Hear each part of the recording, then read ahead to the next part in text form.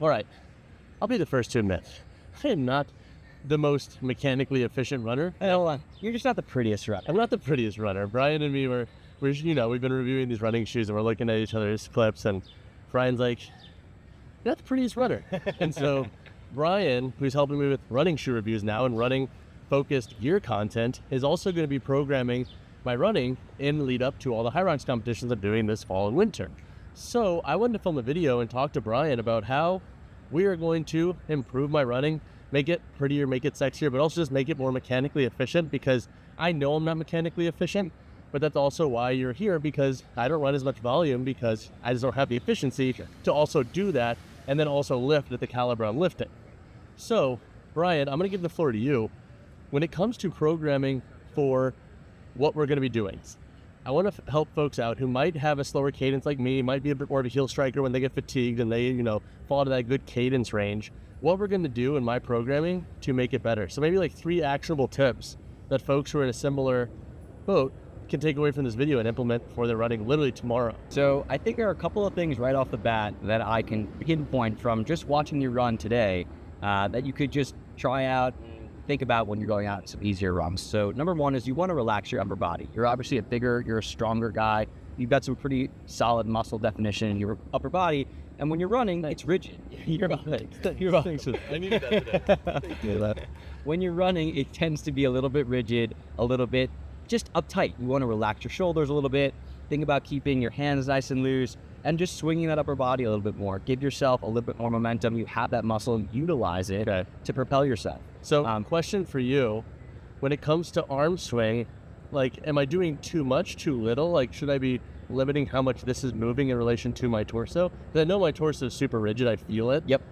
So with my arms, like, should I be doing more or less to them?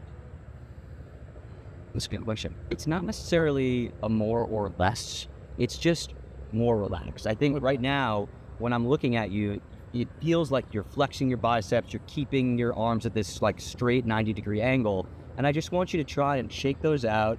Think about keeping like some tortilla chips in between your fingers as opposed to keeping everything so rigid and tight, and just keep it nice and loose and bouncing. Got it. Yeah. So a little bit loose, and that's if you're running with a little bit too rigid of a torso, tortilla trip, just trying to loosen up. Yeah. Think about a pair of Doritos that you don't want to crack. Got it. Yeah. Now, when it comes to cadence, what could we do? So your cadence is a little bit slower, Jake. I think in general, Jake, folks in the running community kind of think about 180, rotations per minute, revolutions per minute, strikes per minute, being that kind of sweet spot for your cadence. I think, for someone like you who wants to pick that cadence up, that turnover, there are a couple of different drills that we could try to implement. I think number one is just throwing in some strides during some of your easy runs. So if you're going out for, a 30-40-minute run at a nice, comfortable pace, say halfway through, put 5 by 20 seconds of pickups in there with 40 seconds of your hand. So that's 5 minutes of work. Okay. And that 20-second pickup should not be an all-out sprint, should not be crazy hard. Think maybe 80, 85% of your max effort, and really think about just increasing that turn. The second thing that you could try is a similar kind of exercise, but you're going to want to try and find like a 4 to 6% gradient, a little incline. And that's also going to allow you to work on some muscular endurance in your hamstrings, your quads, your glutes, and also allow you to try and work on increasing that cadence. So find that little hill, maybe do 5 or 6 reps of 60 seconds, maybe top of your tempo zone, not all out, zone 4 kind of effort, like right below threshold. And again, think about shortening that stride, driving that knee upward, and increasing that foot turn. Final question for you. Third thing, getting to be more of a forefoot, midfoot dominant striker in most of my running. Because right now, I have that when I run quicker, especially on assaults, treadmills, when we're outdoors and we're gunning. It's usually a little bit easier for me, but I would love to adapt that for all of my runs, even my slow runs. Yeah. So what should I be thinking about that? So if you're predominantly, let's say, you adapt a heel strike, how can you start to shift that? I know cadence will obviously influence a lot of that, but is there anything we should be cueing ourselves regarding just our foot or ankle or, maybe our torso lean? Is that influencing any of that? Yeah. So, I think, again, watching you today, Jake, like, your stride is long. Okay? Too long. When you overstride like that, you're obviously going to strike with your heel first.